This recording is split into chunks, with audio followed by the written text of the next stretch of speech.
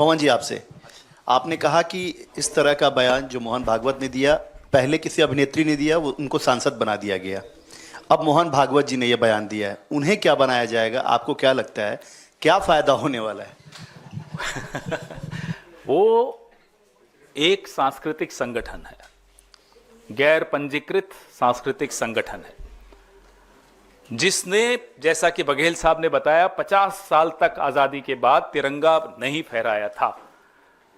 26 जनवरी 2001 को दिलीप चट्टानी, बाबा मेंढे और 4 साथी घुस गए रेशमबाग के इनके मुख्यालय में और उन्होंने तिरंगा फहराया। उन पर केस किया आरएसएस ने, उनको जेल में डाला, नागपुर की अदालत से वो जीतकर फिर बाहर निकले।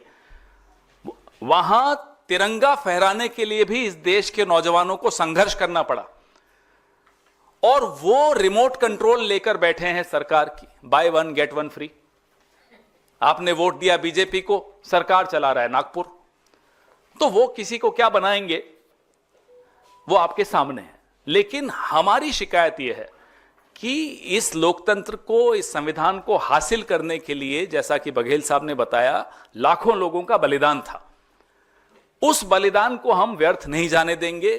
अब ये गवर्नमेंट, ये स्टेट की सारी मशीनरी एक ऐसे गैर पंजीकृत संगठन के हाथ में आ जाए, उसकी कठपुतली बन जाए, ये बर्दाश्त नहीं होगा। इसके लिए हम सड़क पर हैं, रहेंगे, लड़ेंगे। बोलो बोलो। एक minute, my question to you, you know that Hindenburg research has been shut down. Now, does it impact in any way your charges or your accusations against well, the the Adani party group? which is celebrating its closure is the BJP. I don't know how a political party gets affected by a whistleblower shutting shop. So, this exposes all the accusations that we've always made, that there is something the BJP has to hide. And since morning you see all the journalists also who are pro-BJP are celebrating. As far as the Congress party is concerned, we are absolutely sure that our charges against Gautam Adani and against all the misuse of power that Mr. Narendra Modi has done to support and favor his friend stay there. We will continue to expose them. Even before Hindenburg, Congress party kept exposing them. So I don't know why. Yes, I know the BJP is celebrating. They are celebrating. I don't know why. Ask them why are they celebrating. भाई, एक राजनीतिक दल है जिस पर प्रभाव पड़ा Hindenburg के बंद होने का, वो बड़ा खुश है, वो है भारतीय जनता पार्टी। अब हम 140 साल पुरानी पार्टी लगातार आपके सामने, हिंडनबर्ग का जब हमने नाम नहीं सुना उससे पहले से हम आपके सामने एक्सपोज कर रहे थे गौतम अदानी और नरेंद्र मोदी की जो गठजोड़ है, जो जुगलबंदी है, जिसके तहत खदानें दी जा रही हैं, जिसके तहत हवाई अड्डे दिए जा रहे हैं, पोर्ट्स दिए जा रहे हैं, पावर सेक्टर दिया जा रहा है, डिफेंस सेक्टर दिया जा रहा है, आपके सामने हम लगातार ला रहे हैं।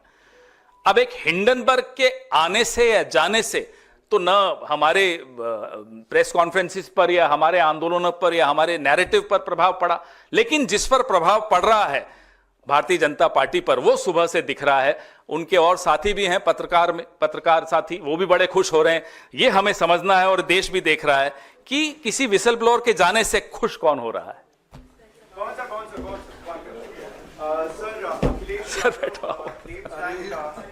Sir, Akhilesh Yadav claims that the government figures are fake in Mahakumbh and some trains are running empty.